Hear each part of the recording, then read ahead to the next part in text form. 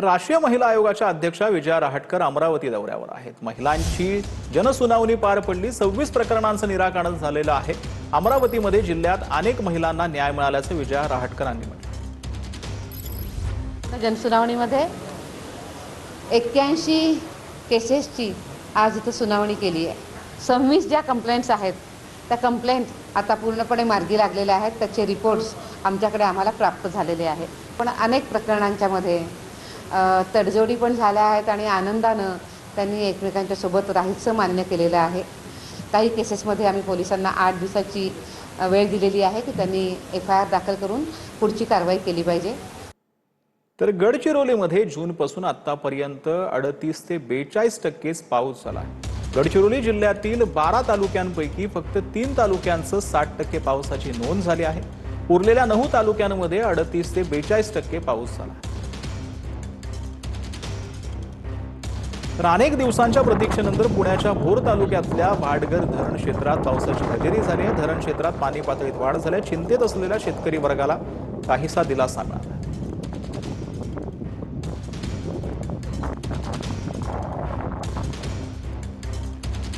गोंदियाच्या फुलचूर येथील कुबेर कॉम्प्लेक्समध्ये पाणी शिरलं। पाणी शिरल्यानं 20 ते 25 दुकानांचं नुकसान झालंय। पाणी निघण्यासाठी पर्यायी व्यवस्था करण्याची दुकानदारांची मागणी।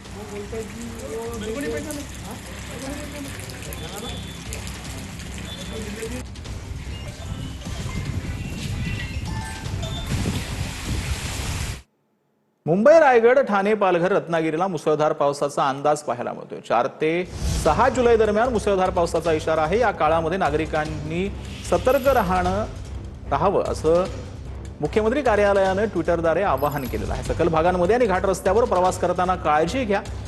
मुख्यमंत्री कार्यालयाकडून हेल्पलाईन नंबर देखील यासाठी जारी करण्यात आले। तर यावेळेला काय मुख्यमंत्री देवेंद्र फडणवीस यांच्या कार्यालयाकडून ट्विट करण्यात आले। मुंबई, रायगड, ठाणे, पालघर, रत्नागिरी, सिंधुदुर्ग जिल्ह्यांमध्ये 4 ते 6 जुलै दरम्यान मुसळधार पावसाचा अंदाज आहे। मध्य महाराष्ट्रातील सातारा, पुणे, नाशिक जिल्ह्यांच्या घाट परिसरातही मध्यम ते मुसळधार पावसाची शक्यता आहे। नागरिकांनी या काळात सतर्क राहावं। सखल भागांमध्ये आणि घाट रस्त्यांवर प्रवास करताना अधिक काळजी घेणं आवश्यक असल्याचं मुख्यमंत्री कार्यालयानं म्हटलंय। आपत्कालीन परिस्थितीमध्ये स्थानिक आपत्कालीन क्रमांकांवरती संपर्क साधावा असं मुख्यमंत्री कार्यालयाकडून सांगण्यात आलं। मुंबई महानगरपालिकेच्या हेल्पलाईन क्रमांक 1916 तसंच पालघर हेल्पलाईन क्रमांक 02525 29 74 74 त्यानंतर 82 37 97 88 73 या नंबरवरती संपर्क साधण्याचं आवाहन करण्यात आलेलं आहे। तर ठाणे महानगरपालिकेचे हेल्पलाईन क्रमांक देखील देण्यात आलेत। यामध्ये 022 25 36 47 79 त्यासोबत 022 25 30 17 40 त्यानंतर 93 72 33 88 27 हे नंबर जे आहेत ते मुख्यमंत्री कार्यालयाकडून देण्यात आलेले आहेत। तर ठाणे आपत्कालीन व्यवस्थापन कक्षाचे नंबर देखील देण्यात आलेत। यामध्ये 1800 222 108 त्यानंतरला 96 57 88 71 01 पनवेल महानगरपालिकेसाठी देखील हेल्पलाईन नंबर जारी करण्यात आला आहे। 022 27